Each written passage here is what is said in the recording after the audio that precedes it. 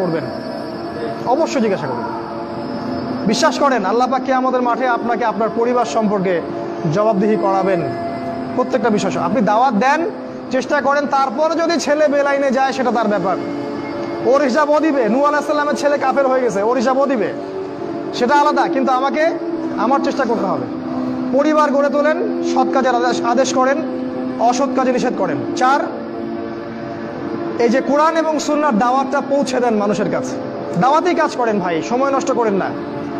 আপনি যে দল করেন বা যে সংগঠন করেন বা যে মাযহাব যে তরিকায় থাকেন, আমার তাতে কোনো আপত্তি নাই, কিন্তু কোরআন সুন্নাহর দাওয়াতটা মানুষের কাছে প্রচার করেন। মূল বিষয়ে কোনো পার্থক্য নাই। এই দাওয়াত দেওয়ার সময় সাম্প্রদায়িক হবেন না, সবাই আমার দলে আসো, আমার দলের ফরম পূরণ করো, না হলে দাওয়াত হচ্ছে না, এমন দাওয়াতের দরকার নেই। মানুষকে ইসলামের দাওয়াত দেন, আল্লাহর দিকে ডাকেন, কোরআনের দিকে ডাকেন, সুন্নাহর দিকে ডাকেন, দেখবেন সমাজে একটা সাম্য চলে আসবে ইনশাআল্লাহ। দাওয়াতি কাজ করেন, বেশি বেশি কোরআন সুন্নাহর দাওয়াতি কাজ করেন। 5 নাম্বার, অর্থ সম্পদ যা আছে এগুলোকে কাগজের টাকায় রেখে দিবেন না, আমার নসিহত। হয়তো বুঝতে পারছেন না, মাথার উপর দিয়ে যাচ্ছে কথা, কিন্তু পরে বুঝবেন। টাকা পয়সা যা আছে এগুলোকে ব্যাংকে কাগজের টাকার মধ্যে রেখে দিবেন না, কারণ কাগজের টাকা সামনে আর থাকবে না।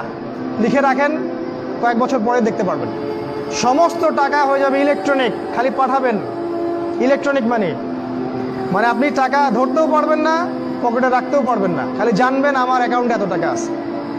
এই পুরো ব্যাংকিং সিস্টেমটা পড়ে যাবে, থাকবে না। বিশ্বাস না হলে লিখে রাখতে পারেন, এই পুরো ব্যাংকিং সিস্টেম পড়ে যাবে, কাগজের টাকা